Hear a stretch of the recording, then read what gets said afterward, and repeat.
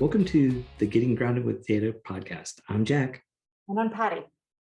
Before we get started on today's topic, please remember to like and subscribe to receive the latest insights and general silliness with a slice of mischief from the approachable data folks at Grounded with Data. For more information on GWD, our work, team, philosophies, etc., please visit our website, groundedwithdata.com, or scan this QR code on the screen if you're watching. Today, we will be reviewing the big categories of measures, what they do, and how knowing them can help you make better business decisions.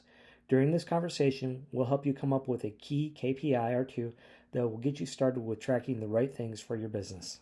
But first, because this is Business 100, we want to back up first and say, why measure stuff for business at all?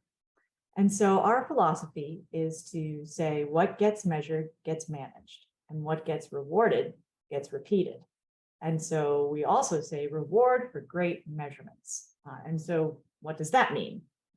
We also like to say that, it's giving out cookies or motivating with carrots. Also, if you're not looking at where you've been or projecting where you're going, you're sunk. And if you try to pivot or add something new, make sure your business house is in order before you build on an addition. Building a new addition onto a deteriorating structure or system only weakens the newly built structure or system. Another thing that we want to address first is that your business is your business. It's, every little business is different depending on what kind of business you are. So when we talk about some macro and micro metrics, there will be a little bit of an it depends factor.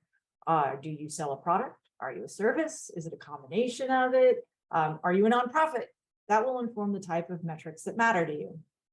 The difference between macro and micro metrics is what is controllable versus uncontrollable, and how what is controllable influences the performance of what is uncontrollable.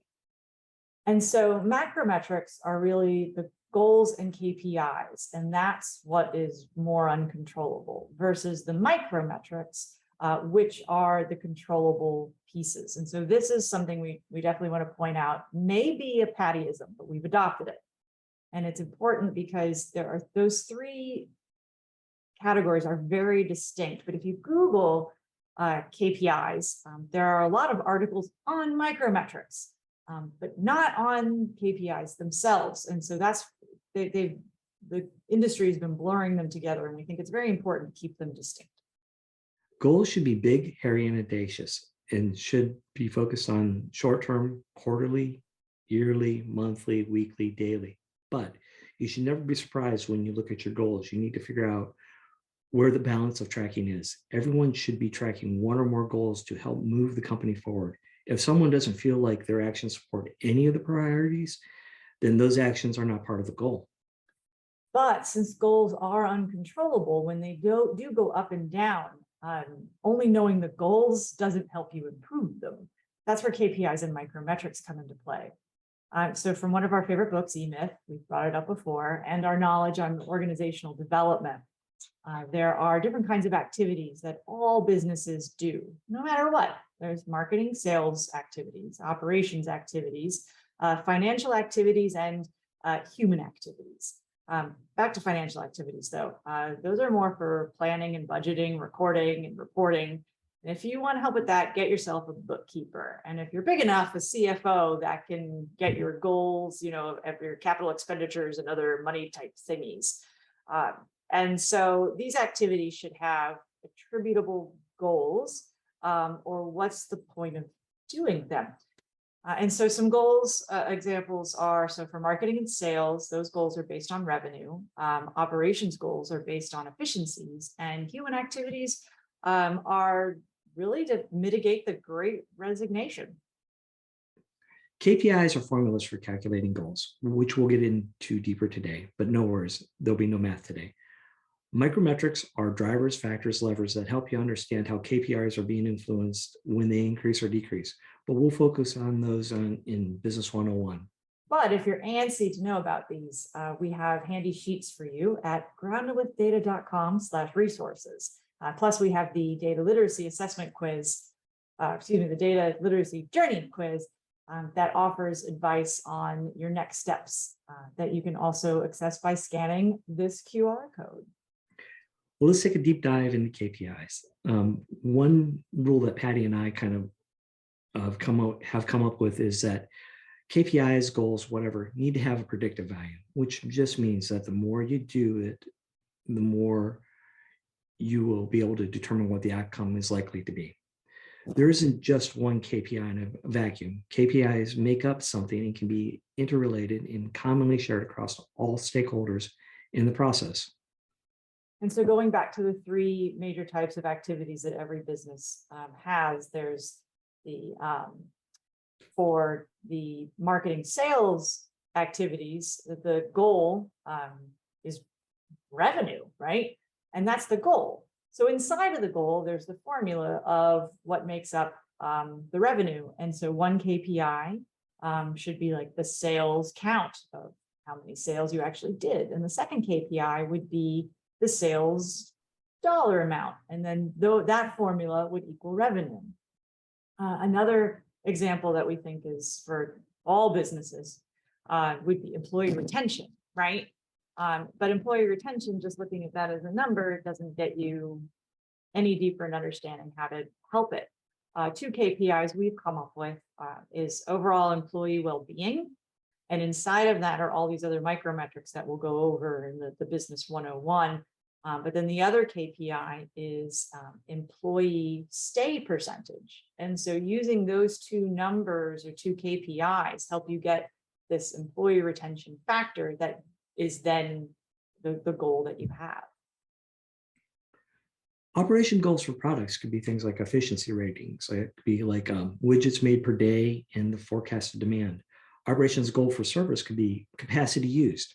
How much business are they servicing, and what's the availability to service?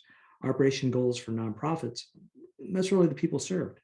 The people served per period, and the projected number of people that need to be served in that area. So in preparing for this podcast, Jack and I chatted a bit about when KPIs have gone awry. You can see a lot of different videos. I actually had a friend post one on my Facebook page saying, see, here's where, KPIs and things getting measured. It's too crazy because things can, bad things can happen. So Jack, you collected some examples to share about KPIs behaving badly. You want to share? Absolutely. Well, one thing that KPIs that behave badly have in common, or there's actually three things. Number one, they lack specific goals. They lack established units of measurement, and they also lack deadlines for determining what is success or failure looks like. In the book, The Tyranny of Metrics by Mueller, 2018, he cites some specific cases. And one, for example, is from Wells Fargo, where 5,300 employees gamed the systems because they were held accountable for meeting sales goals, but they couldn't achieve them. So they started setting up fake accounts. A web marketing specialist could drive traffic to a website without caring much about the quality. Surgeons who really don't want their public ratings to be diminished may not take on difficult cases. NASA has a case where they did have a KPI, but two different departments were measuring it using two different systems. One was measuring miles per second, and the other department was using kilometers per second, which resulted in crashing several Mars rovers into Mars. And so the alignment of KPIs is critical, but it's important that they be established and shared and not gamed. So we also assembled together our top 5 tips on how to prevent your goals and KPIs from behaving badly. You want to start, Jack? Absolutely. Number 1, do not set unrealistic goals. For example, one potential client asked us to guarantee that we would double his sales. This is not realistic for anyone, especially when we would not have had operational control. Number 2, don't skip including key people in setting goals. Agree on goals and then align on the KPIs. Having the people responsible for KPIs or micrometrics should be included in setting the goals. Life and business are team sports. Number 3, make sure the KPIs are widely known and shared directly or indirectly throughout the organization. For example, cycle time for billing may seem like an accounting AR issue, but really impacts other areas of the business, from strategic planning to bonuses and raises to marketing, etc. Yeah. Number 4, don't think the solution to everything is to create a KPI. If the KPI doesn't wrap into a goal and there are no micrometrics that make up a KPI, it isn't a great idea to measure it and hold someone accountable for it. And number 5, don't stop at just identifying KPIs. It is the micrometrics that are the levers that change the game. All right, so now we'll recap. Let's all make all goals, KPIs, and micrometrics meaningful, measurable, and actionable. Always align your KPIs with your goals, which is then aligned with all top executives so everyone is in the loop. If it's not a part of the formula for a goal, then it is a micrometric that defines, or then is it a micrometric that defines the KPI?